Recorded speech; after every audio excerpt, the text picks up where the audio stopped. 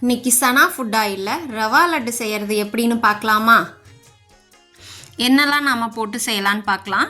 கொஞ்சமாக முந்திரி, கொஞ்சமாக திராட்சை, 4 ஏலக்காய் எடுத்து அதனோட விதை, 2 கப் சர்க்கரை, அதே அளவில் 2 கப் ரவை, 1/2 டம்ளர் பால்.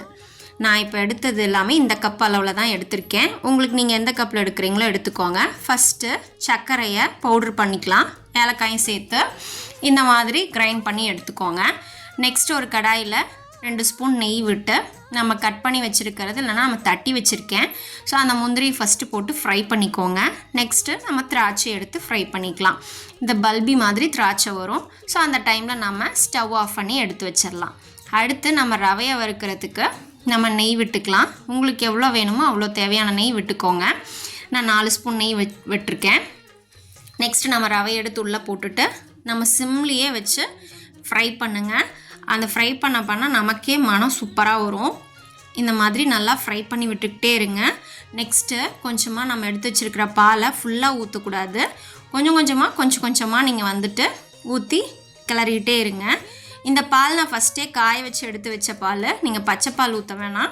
இந்த மாதிரி கொஞ்சம் கொஞ்சமாக விட்டு கிளறிக்கிட்டே இருங்க. நம்ம பாலோடு சேர்ந்து அந்த சூட்டில் ரவையும் வெந்துடும். அப்போ தான் நல்லா சாஃப்டாக இருக்கும்.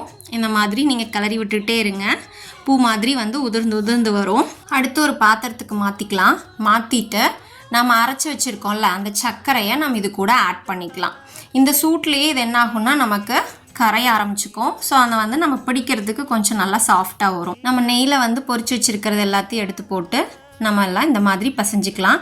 நான் இது கூடவே கொஞ்சமாக நெய் ஆட் பண்ணிக்கிறேன். உங்களுக்கு தேவைன்னா நீங்களும் நெய் ஆட் பண்ணிக்கலாம், வேண்டானா விட்டுறலாம். இப்போ நமக்கு உருண்டை பிடிக்கிற அளவுக்கு நமக்கு பதம் வந்துடும். ஸோ நம்ம வந்துட்டு உருண்டை பிடிச்சிக்கலாம். இந்த மாதிரி நீங்கள் டைட்டாக பிடிச்சிங்க அப்படின்னா எவ்வளோ சைஸ் வேணுமோ உங்களுக்கு ஏற்ற மாதிரி நீங்கள் பிடிச்சிக்கலாம். நான் இந்த 2 கப் அளவில் எனக்கு வந்துட்டு ஒரு 20 உருண்டை வந்துச்சு. அவ்வளோதான், நமக்கான குண்டு ரவா லட்டு ரெடி.